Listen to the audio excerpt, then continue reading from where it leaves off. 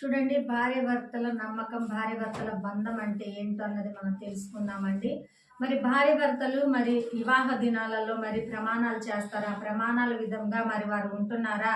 భర్త భార్య దగ్గర నమ్మకంగా ఉంటున్నారా? లేకపోతే భర్త దగ్గర భార్య నమ్మకంగా ఉంటుందా?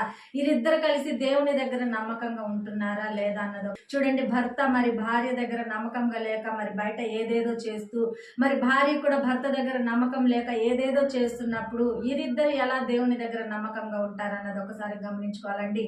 మీరిద్దరు మరి అండర్స్టాండ్కి వచ్చి మీరిద్దరు ఒక నమ్మకం మీద ఉంటేనే కదా దేవుని దగ్గర కూడా మీరు నమ్మకంగా ఉంటారన్నది ఒకసారి గమనించుకోవాలి. ఏ విధంగా మనం ఉంటున్నాము, ఏ విధంగా భర్త దగ్గర మన పేరు సంపాదించుకుంటున్నాం, ఏ విధంగా భార్య మంచిదని మనం అనిపించుకుంటున్నాం అన్నది ఒకసారి గమనించుకోవాలండి.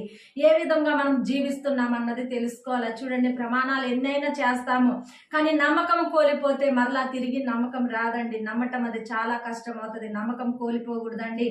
మరి నమ్మకం